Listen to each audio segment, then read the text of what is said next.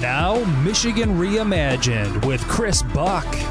All right, so today we welcome back a good friend of the show, the Executive Director of Lansing 501, Mr. Chris Sell. For those unfamiliar, Lansing 501 is a unique and effective way to drive talent and workforce retention.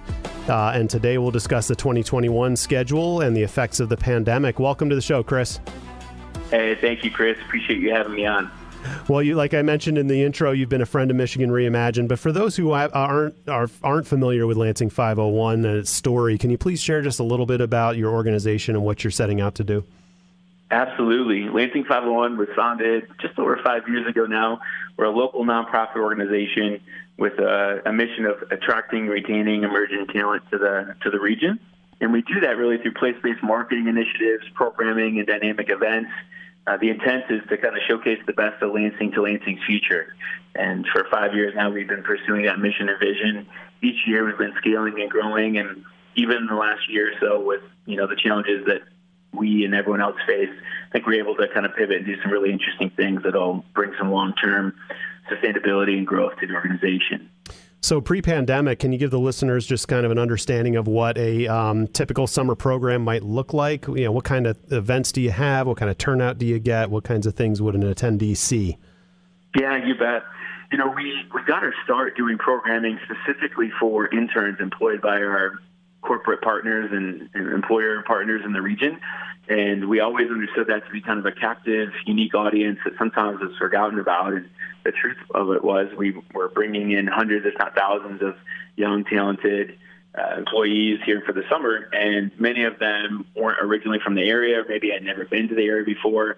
So it was really important to kind of roll out the red carpet and help them visually connect with our community and all the wonderful assets that we have that might help them understand why it's a great place to live and work, not just now, but post-graduation as well.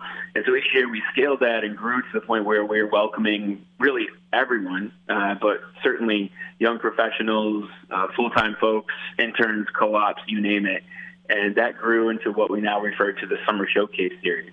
We also have a couple other kind of flagship programs that we do at other points throughout the year. I can maybe speak to that later. But the Summer Showcase Series is intended to be free and open to the public, while we still certainly target young professionals and interns for those events. And we've, in the last couple of years, have been seeing, we've welcomed a couple thousand folks to those programs cumulatively throughout the June, July, and August months. And we always try to do events that are regionally focused. Certainly there's an emphasis on downtown Lansing, and we try to make sure that we build in some really unique activities that help illustrate some of the wonderful assets that we have here in the area. And if I remember correctly, I think there was one over by Lansing Brewing Company and the kayaks and the river. You focus on that. You had the zip lining. From building to building throughout downtown, and then the runway. I think about that one. I just think about the press, and so it's really just kind of throwing parties, for people to come and let the crowd kind of make a place and give them a good sampling of what Lansing has to offer. Yeah, you kind of hit the nail on the head, right? It's to do things with intention. So, we have this tagline, kind of hiding the veggies in the pizza, so to speak. And so we want to create and craft really unique experiences that, grab your attention, that have headline type of appeal to it, but are also going to kind of indirectly or in some cases directly introduce some really important elements of our community to the young folks that are attending. And so, if we're doing an event downtown along the riverfront, which you recall we do that almost every year now, we'll bring in live musicians and entertainment and food trucks, and that's what's going to get folks there. But we're also going to highlight mobility in our region, and we're going to get folks on bikes and along the river trail and kayaking, so they can help understand some of the other important assets that you can kind of get around in a dense urban corridor within our region, which is something that matters to young people. Or if we do, a fashion show at an airport hangar, that of course is going to grab your attention, but we're also going to highlight our community's entrepreneurship scene, and we're going to bring in local artisans, and we're going to talk about the fact that we have the Capital Region International Airport, that takes you to 90 different countries across the world. And some folks don't even know that we have an airport in our community. So it's things like that we really try to focus in on our summer events. So it must take a lot of hands to pull off this kind of programming. How are you set up? How many people do you have kind of working with you? What stakeholders help make this all possible? Yeah, we have a really committed volunteer base of young professionals, some of whom have been around and with us since our inception 5 years ago. Myself, the executive director, and Josh Holliday, our communications director and kind of event planner extraordinaire. Him and I have kind of been with this thing since day one, and we're the two that are kind of serving in a day-to-day, week-to-week administrative capacity. We've also brought on an intern full-time now.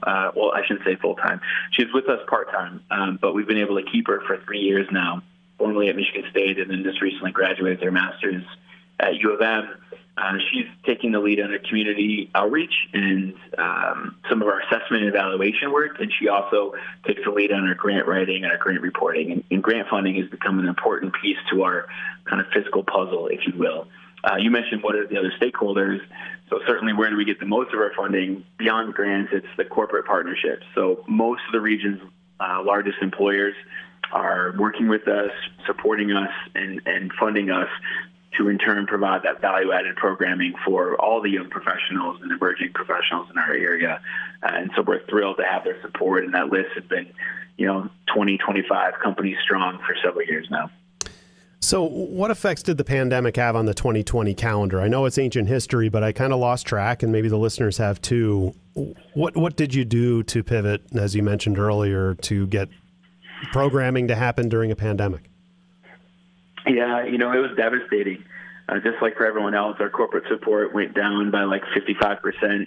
And, no hard feelings there. We understood it was just a really uncertain time financially for everyone, or in some cases not just uncertain, but, really debilitating. And so we knew that we were going to have less of a financial resource to be able to pull off programming. And then with all of the limitations on gathering and trying to stay safe and socially distance, we really couldn't do our summer showcase series like we typically would have done this past summer.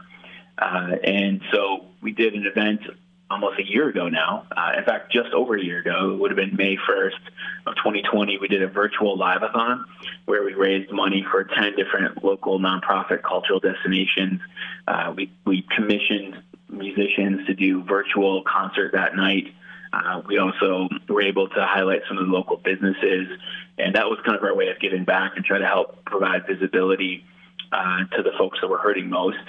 And then we also commissioned a local illustrator to create a coloring book, which we're really excited about. It's called the Love Lansing Coloring Book. You can actually find it as a free digital download at our website. If you just go to lansing501.com, you'll see that there is, in fact, a wonderfully illustrated coloring book that includes illustrations of many of the region's coolest landmarks or iconic destinations. And so we're excited to be able to provide that as a free and value-added asset to anyone that wants it. And, we saw hundreds, close to thousands of downloads for that this past year, particularly with young folks or young families, right, that were kind of quarantining at home with kids. It was a neat thing we were able to provide this past fall going into the winter. We also hosted what we think is one of the region's only outdoor in-person festivals this past fall, and that was called Garden Jam, kind of a spin on an event that we've done in the past called Dam Jam. We hosted at the Cooley Gardens in Lansing, which is a beautiful, sometimes not really well-known city park and garden in Lansing, kind of between Riotown and downtown.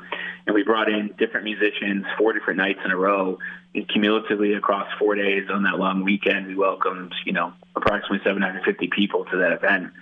But it was, socially distanced, masked everywhere. Folks were seated at a table, no lines forming. And then we kind of brought in a different group of folks every couple hours. And so it was our way of being able to kind of go beyond all of the health protocols of the time and ensuring a safe event for our attendees. And so coming into 2021, we are cautiously optimistic that we'd be able to kind of return to some of our flagship programming and also launch some new stuff. And that's kind of what 2021 is shaping up to be, which we're really excited about. Well, that's wonderful. Let's get into it. So do you have a schedule, and kind of is it confirmed or tentative? What's your confidence level in being able to pull 2021 off? Yeah, we're really excited. I think we're going to be able to pull off everything that we've committed to doing this year. of course, I've learned, if anything, in the last year, you never say never, right? So things might have to change or evolve. But we are pressing forward with a summer showcase series this year, and it's going to be a little bit condensed, but really in actuality about the same amount of days because we're doing a multi-day event this year. So on June 10th, we are doing an event called Blockade in partnership with Downtown Lansing Inc.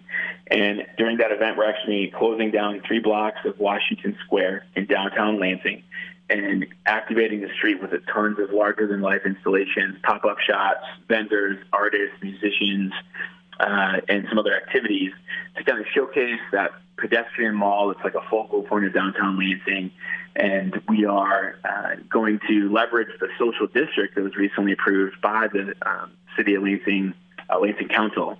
And so doing that will allow attendees to actually walk up and down that part of Washington Square and grab a beverage from one of their favorite bars there, Midtown Brewing Company or one of the other ones on Washington Square, and actually walk up and down the street with that beverage of your choice.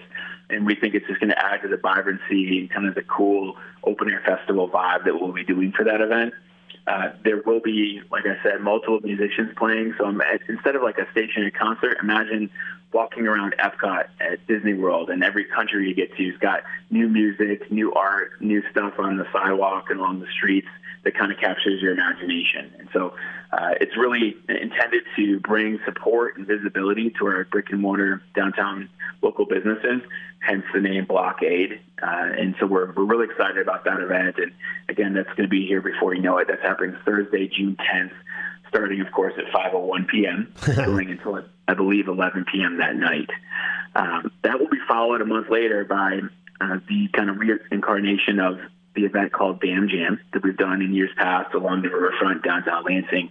This year we're going to be shortening the footprint a little bit. It's going to be focusing on Old Town Lansing along the riverfront there, and we are yet again going to be activating the Banky Fish Ladder and hosting live musicians in the round of that fish ladder, which we did 2 years ago to much acclaim, and it was incredible to see how we could activate that space as a kind of pop-up concert venue. And so we'll be doing that again, but it's going to be July 15th, 16th, and 17th. That's a Thursday, Friday, and Saturday, starting at 5:01 p.m. each night. We're going to be featuring different Michigan-based musicians and artists each of those nights. And so each night will be a different set of performers that folks will be able to watch.